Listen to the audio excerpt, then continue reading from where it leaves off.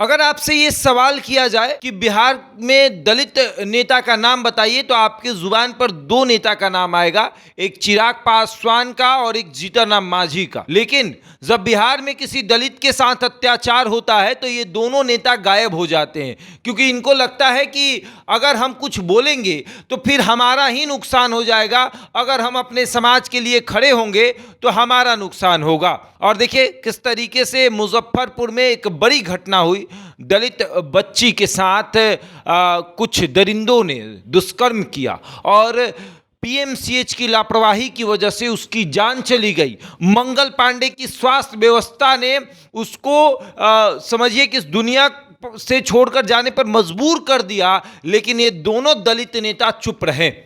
लड़की पासवान समाज से आती है और उस पासवान समाज जिसको भगवान मानता है, जिसको अपना नेता मानता है, वो चुप रहा क्योंकि उसको कुर्सी प्यारी है। चिराग पासवान ने कुछ नहीं बोला, क्यों? क्योंकि चिराग पासवान को कुर्सी प्यारी है।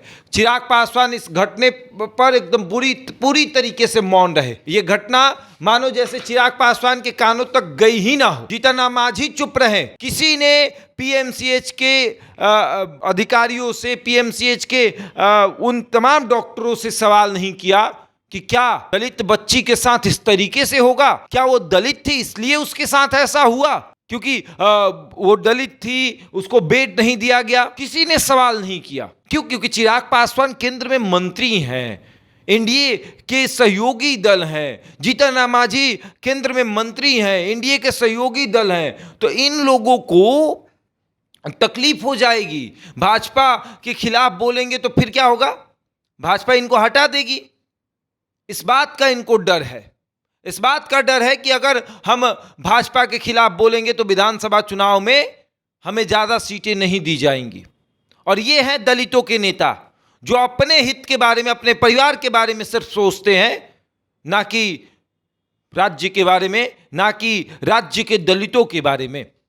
आप पूछिए सवाल चिराग पासवान से, कभी दिखे जीतन राम मांझी तो पूछिएगा सवाल कि साहब मुजफ्फरपुर की घटना पर चुप क्यों थे आप? जिस तरीके से हुआ, दरिंदों ने पहले अपनी दरिंदगी का शिकार बनाया और उसके बाद पीएमसीएच की लापरवाही ने उस बच्ची की जान ले ली। पूछिएगा जरूर सवाल चिराग पासवान और जीतन राम मांझी से कि आप लोग मौन क्यों थे? क्यों? आप लोगों को इतनी प्यारी थी वो कुर्सी। हम वोट देते हैं, हम आपको सांसद बनाते हैं, हमारे वोट से आप सांसद बनते हैं और फिर मंत्री बनते हैं, लेकिन हमारे हक के लिए आप नहीं बोलेंगे। आप पूछिएगा जरूर सवाल कि साहब जब भाजपा का मंत्री हमको अपने बेटे की कसम खिला रहा था और सड़क पर धक्का मार रहा था तो आप कहां थे? एक दलित का जब अपमान हो रहा था तब आप कहां थे? पूछिएगा जरूर सवाल, क्योंकि जब आपसे कोई पूछता है तो आप जरूर कहते होंगे कि हम तो दलित हैं साहब, हमारी एक ही पार्टी है या दो ही पार्टी है, एक जीतन राम मांझी की पार्टी हिंदुस्तानी अवाम मोर्चा और चिराग पासवान की पार्टी एलजेपीआर। तो उनसे ये सवाल तो बनता है ना कि जिस पार्टी को हमने अपना माना है, जिस नेता को हमने अपना माना है, वो हमारे बारे में कितना सोचता है, वो हमसे कितना प्यार करता है कि सिर्फ वोट के लिए ये प्यार है, सिर्फ वोट के लिए ये चाहत है? तो ये सवाल तो बनता है। आगे देखिए क्या होता है, किस तरीके की जो स्थितियां हैं वो बनती हैं, वो दिखती हैं।